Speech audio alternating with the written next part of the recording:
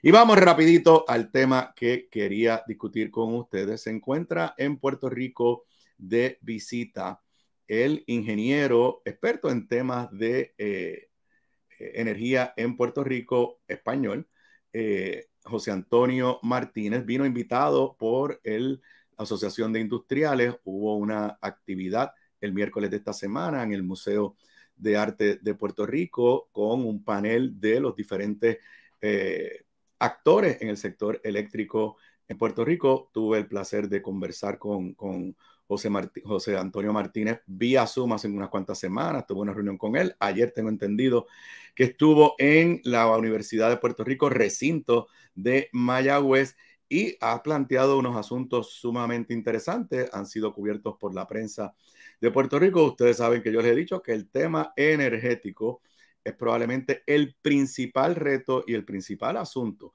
que el país tiene que atender, y me parece que es importante aprovechar la visita de personas que nos traen perspectivas diferentes y experiencias diferentes. Y aquí tengo con nosotros a el ingeniero José Antonio Martínez, que cariñosamente sus amigos le llaman Ham, de José J-A-M. Buenos días, José Antonio. Buenos días, Aníbal, y muy honrado de estar en tu podcast. Bueno, rapidito, porque como te dije, no tenemos mucho tiempo, pero tu conferencia en el Museo de Arte duró más de una hora. Tú, y es como sé que se acercaron a ti, publicaste un white paper, como se le llama, que se llama el trilema energético. El título per se llama la atención, y dentro de ese trilema le das un énfasis muy particular a las situaciones de las islas, las naciones islas, estados islas, provincias islas, porque hay muchos ejemplos de islas que pertenecen o son parte, igual que Puerto Rico, a una nación más grande, pero que tienen la condición de isla. La primera pregunta que te tengo es precisamente, y voy a usar una expresión bien puertorriqueña, llevas apenas unos días aquí, sé que es tu primera visita a Puerto Rico, pero nosotros usamos la expresión, ¿qué rayos es el trilema energético? Un dilema es cuando tienes que elegir entre dos opciones, voy a la izquierda, voy a la derecha, quiero las dos, pero al final solo puedo elegir una. Un trilema es una elección entre tres elecciones. Las tres tienen ventajas e inconvenientes. En el sector eléctrico, en el sector energético, esas tres decisiones son si quiero un sistema eléctrico confiable, que esté siempre disponible, si quiero un sistema eléctrico más sostenible, bajo en CO2, en menos carbón, y la tercera es si quiero un sistema eléctrico accesible, es decir, que el precio lo pueda pagar todo el mundo. ¿Por qué malo hay de querer las tres a la vez?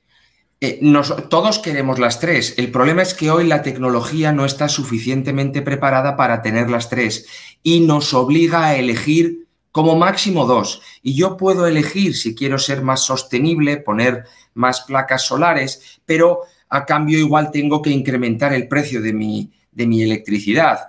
O puedo elegir que el sistema sea más confiable y no se caiga alguna planta, como ha ocurrido esta semana, pero a cambio, pues no seré tan sostenible. Entonces, la desgracia hoy, en 2023, es que no podemos elegir las tres aún.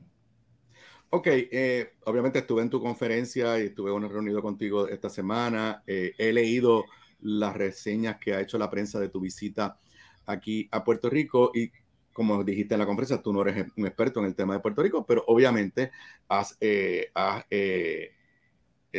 un poco informado.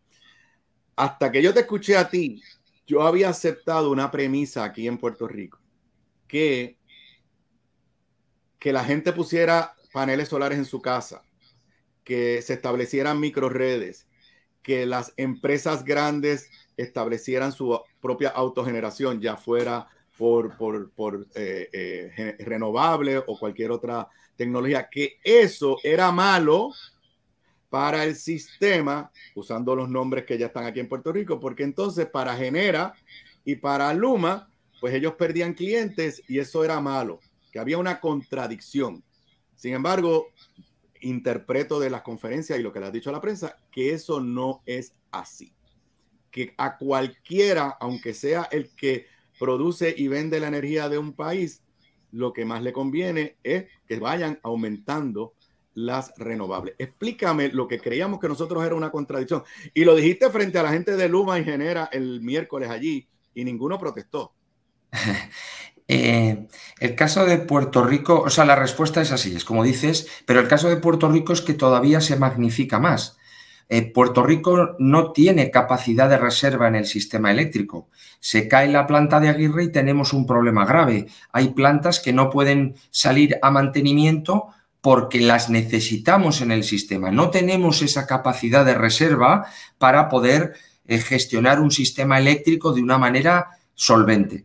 Por lo tanto, cualquier ayuda que venga del autoconsumo en esta situación está ayudando al sistema eléctrico. Si yo consigo durante varias horas tener cierto autoconsumo, estoy ayudando al sistema eléctrico a que pueda tener cierta capacidad de reserva.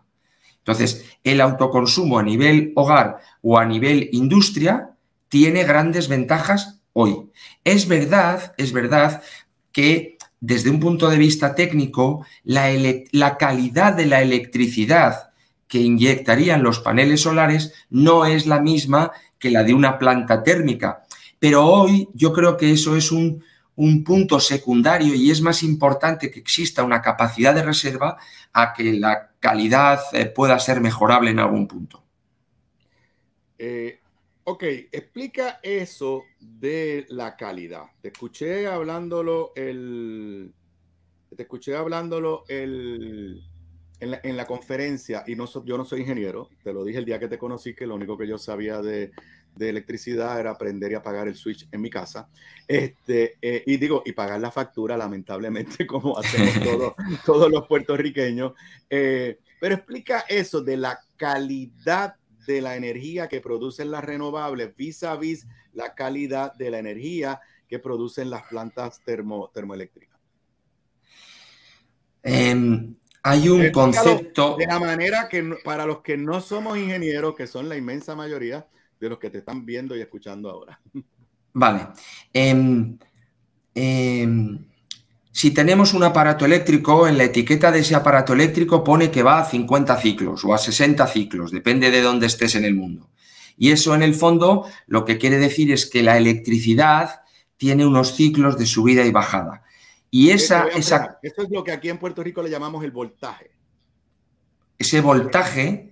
La gente se queja de nuestro sistema, que es inestable, que de momento entra mucha energía o de momento baja la energía y se dañan los enseres eléctricos y la bombilla sube y baja. Eso es a lo que te refieres. No, la frecuencia. No, la frecuencia es algo que va en paralelo al voltaje. Okay. Hablamos de que nuestra corriente es corriente alterna porque realmente internamente en ese cable y en ese switch tiene cierta oscilación y eso es lo que hace que los sistemas funcionen. Esa frecuencia sobre ese voltaje es muy sensible. Si nosotros tenemos la demanda de la isla, la demanda de electricidad y la generación de electricidad, y esas dos cifras no casan perfectísimamente al kilovatio, esa frecuencia sufre y produce apagones. ¿Qué es lo que ocurre con los sistemas de paneles solares? Los sistemas de paneles solares no generan una frecuencia alterna, sino una frecuencia continua. Y tenemos que poner un aparato que cuando alguien compra los paneles en su casa, tiene que comprar un inverter. El inverter lo que hace es convertir la frecuencia continua del panel en una frecuencia alterna que es la que necesita la red. Pero ese inverter, pues bueno, lo hace como puede y lo hacen bien, pero no tiene la calidad de electricidad que produce una gran masa girando como una turbina en una central térmica. Por lo tanto, en un mundo 100% renovable, la frecuencia de la red, que es un parámetro crítico para el funcionamiento del sistema eléctrico, no es perfecto. No es perfecto. Y eso es un riesgo. Ok.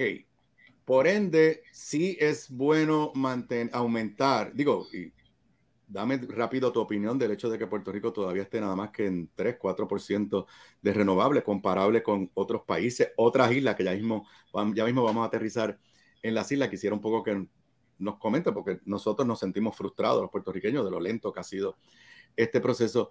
Pero, por un lado, hay que aumentar las renovables, entiendo de tu recomendación, pero por otro lado, hay que tener consciente que aunque al aumentar las renovables vas a recibir más, creo que el concepto que tú usas es energía sucia al sistema. ¿Te entendí correctamente? Sí, por resumirlo y utilizar palabras que seguramente no son precisas, pero son didácticas, la calidad de la energía de las renovables es peor. Y entonces es bueno tener renovables porque nos trae muchas más ventajas, nos elimina CO2, el cambio climático, todo lo que queramos poner, pero es difícil conseguir un sistema eléctrico que dependa el 100% de sus renovables. Es bastante probable por distintos temas, tanto este técnico como por un punto de vista económico, que acabemos dependiendo en algún porcentaje, el 5, el 10, el 30, de sistemas convencionales que ayudan a que la calidad de la red sea suficientemente buena y permita que el otro 70%, en mi ejemplo, sean renovables, o porque el precio lo mejorará. Y obviamente la tecnología que tenemos hoy en cuanto a renovables está más avanzada que hace 20 años atrás, y en teoría podríamos pensar que de aquí a 20 años va a estar más avanzada. Pero tú estás hablando un poco de la realidad tecnológica de hoy. Claro, yo puedo tener un coche rapidísimo y sé que mi coche va a ir a 100 millas por hora, pero hasta ese coche tiene que pasar de 0 a 5 y de 5 a 10 y de 10 a 15 millas por hora. Y ahora mismo estamos en un coche, en un sistema eléctrico que va entre 0 y 5. Estamos en el 3-4% de energía renovable en el país. Necesitamos tener un objetivo cercano que cree cierta masa crítica en torno al 10%. Es fundamental pasar de nuestro actual 3 en Puerto Rico a ese 10%. El 40% llegará, pero es que está todavía a años luz. El punto crítico es ganar una mínima masa crítica, valga la redundancia, en el 10%. Y para eso, todo lo que podamos sumar, autoconsumo en hogares, autoconsumo en empresas, eficiencia y flexibilidad de la generación existente, todo eso nos va a ayudar en el corto plazo. Y a partir de ahí, incluyendo microredes también. Incluyendo microredes, porque vuelvo a decir, las microredes no son el mundo perfecto, tienen ciertos inconvenientes técnicos, pero ahora mismo dame microredes, dame autoconsumo, porque necesito llegar al 10%. Okay. Necesito llegar al 10%. Igual que te hice la premisa que parece que estamos equivocados, de que no le convenía al sistema, a los Genera y Luma de la vida, no les convenía que aumentáramos en renovables. Está la otra premisa que me he convencido escuchándote que también estábamos equivocados. Cuando yo suba del 4 al 10% en renovables, del 4 al 15% en renovables, pues entonces voy a empezar a pagar las plantas y no tengo que gastar más en las plantas termoeléctricas. Y interpreto que eso no es del todo correcto. No. A ver, explícanos. Si nosotros pensamos que una planta va a cerrar en 5 años, porque lo dice el plan de recursos integrados, el dueño de esa planta va a tener la tentación de no invertir nada ni en mantenimiento de esa planta. Y durante esos 5 años, esa planta se va a caer. Y antes de ayer, Aguirre tuvo un problema, sin entrar en el detalle de por qué pudo ser, pero al final toda la generación existente necesita de un cierto mantenimiento y necesita de ciertas actualizaciones simplemente para seguir operando. Es más, para que si yo fuera una planta de generación térmica que hoy funciona a tope de producción, tuviera que dejar de producir, tuviera que producir más flexiblemente para dejar hueco a las renovables cuando hay sol o cuando hay viento, eso requiere de un esfuerzo técnico, porque la planta no está diseñada para trabajar subiendo y bajando. Por lo tanto, el dueño de esa planta, si quiere colaborar con el sistema eléctrico y dejar hueco a las renovables, tiene que invertir en hacer más eficiente y flexible su planta. Si esa planta, en el fondo, vamos a decir, es del gobierno directa o indirectamente y no se invierte en hacerla flexible, jamás podremos meter el 10, el 15 y, por supuesto, lejísimos otros porcentajes más altos. Por lo tanto, en la generación térmica tenemos que hacerla más eficiente, tenemos que hacerla más flexible hoy. O sea, yo te entendí, pero quiero estar claro que los que nos están siguiendo nos entiendan. Las plantas hoy estaban construidas para producir el 100% de la energía y por ende, pues todo lo que producen lo tiran al sistema. En la medida que tú estás aumentando energía renovable, para que tú puedas usar esa energía renovable, las plantas tienen que bajar su nivel de producción, pero si estaban diseñadas para ir corriendo a un nivel, tienes que invertir para que puedan subir y bajar según va aumentando. Y eso requiere una inversión en dinero. Totalmente. Y esto no es un tema de Puerto Rico, es un tema de que alguien diseñó una planta hace 20 años para hacer una cosa y lo diseñó de una manera muy eficiente, pero ahora a ese activo le estamos diciendo que tiene que operar de una manera para la que no fue diseñada. Y esto ha pasado en Puerto Rico, en Estados Unidos, en Europa y en cualquier parte del mundo. Esas plantas antiguas ahora quieren que trabajen de otra manera. No solo ahora en el 2023. El proceso de la transición energética puede durar hasta el 2050 o más. Por lo tanto, esas plantas van a durarnos 40 años, 50 años y se diseñaron de una manera diferente. Por lo tanto, tenemos que invertir en que trabajen de esa manera. Es más, sin entrar en detalle técnico, el hecho de que esa planta trabaje esforzándose a subir y bajar, lo que hace es que la vida útil de la planta sea menor. Por lo tanto, me va a requerir de una operación y mantenimiento todavía más costosa, pero es la única manera de dejar espacio a las renovables. Ok, rapidito para ir redondeando. Creo que te regresas hoy a España. Espero que además de trabajar te hayas disfrutado algo de la belleza de nuestra isla. ¿Qué retos plantea, más allá de los retos que tienen los continentes, los países que son parte de algún continente, más allá de los retos que tiene la transición energética, qué retos particulares le traen el ser isla y en el contexto de Puerto Rico, cómo esos retos se pueden superar? Primero, las islas, y en el caso de Puerto Rico es todavía más acentuado. Muchas no tienen ciertos recursos naturales. Aquí no hay gas, aquí no hay carbón. Entonces hay que importarlo. Si hoy el 96% de la producción depende de unos combustibles que vienen del exterior, estamos sujetos a un precio de esos combustibles que lo marcan los mercados internacionales. Si el carbón sube, pues el precio de mi electricidad, o el coste al menos de mi electricidad, va a subir. Por lo tanto, las renovables a una isla lo que le dan al margen del precio, incluso aunque fuera más caro el precio, me da cierta autosuficiencia, me permite independizarme de esos mercados internacionales. Primera gran ventaja. La segunda, el segundo reto o problema que tienen las islas... Para interrumpirte, o sea que para las islas es hasta más urgente moverse a renovable que para un país continental que tiene petróleo, que tiene gas natural o que tiene acceso cercano a petróleo, gas natural. Totalmente, pero por el concepto de autosuficiencia. Por eso. Ok, continúa. El segundo punto es, bueno, pues las islas están aisladas y entonces yo, si tengo un problema en mi isla, pues no puedo pedirle ayuda eléctricamente a nadie. Entonces, eso lo único que puedo hacer es que el sistema eléctrico esté más interconectado, que haya más líneas de alta tensión dentro de la isla que se crucen de alguna manera para que si se cae la electricidad por un camino, pues me pueda llegar por el otro. Y el segundo punto es que es un factor de éxito en la transición energética en otras islas internacionalmente, es, bueno, pues voy a intentar interconectarme eléctricamente con otros sistemas eléctricos vecinos, bien sea el continente en algunos casos, bien sea otras islas en otros casos. Porque si yo tengo un apagón en la isla o tengo un problema, siempre podré pedirle ayuda a ese vecino con el que estoy interconectado para que me ayude a arrancar el sistema o me ayude a que no se caiga del todo.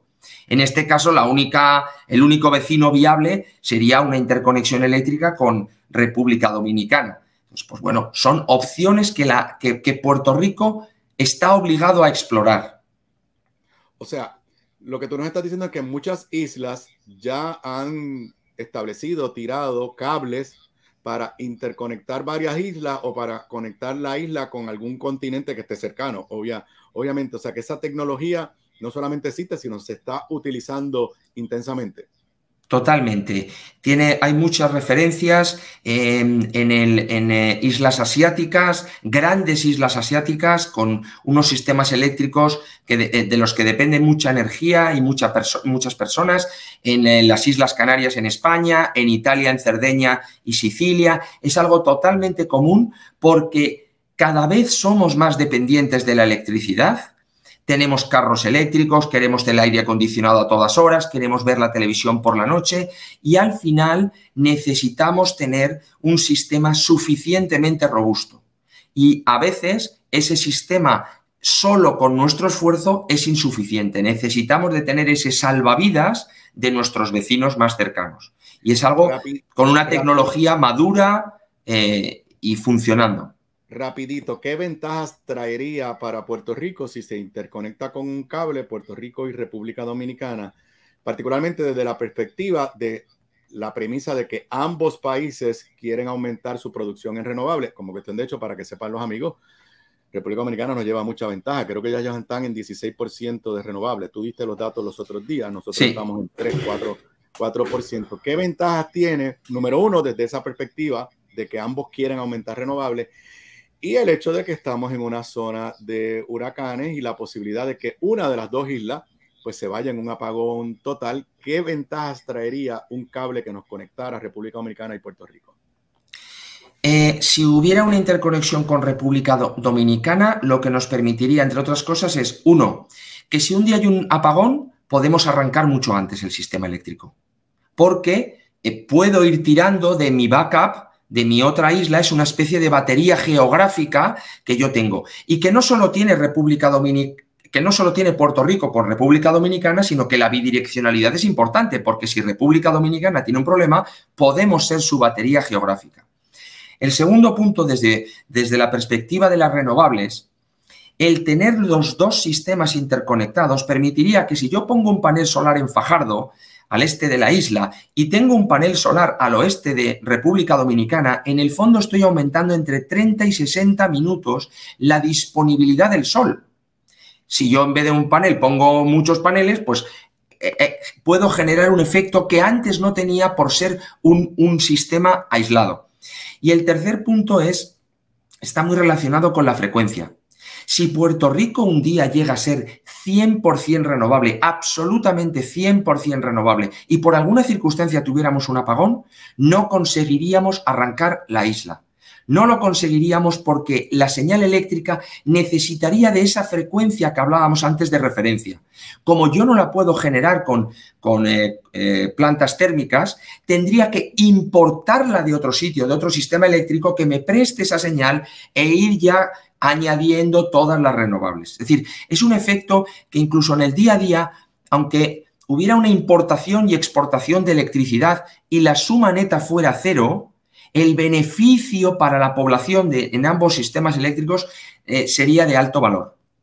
Simplemente, y con esto me despido y te dejo el resto del día libre. No sé si hoy te tienen trabajando, te van a dejar disfrutar un poco de la playa. Cuando yo era gobernador, y desde antes de yo ser gobernador, pero en el caso mío, cuando yo era gobernador del 2005 al 2008, me hablaron del cable entre República Dominicana y Puerto Rico. No me lo explicaron como tú me lo estás explicando. Ahora, claro, en aquel momento, pues el problema era quién lo iba a pagar, pero no tengo la más mínima duda y estoy convencido con tu presentación que dentro de todo lo que tenemos que hacer en Puerto Rico para la transformación energética, conectarnos con la República Dominicana. Hay un loco por ahí que está diciendo de traer un cable desde Estados Unidos. Eso para mí es incosteable.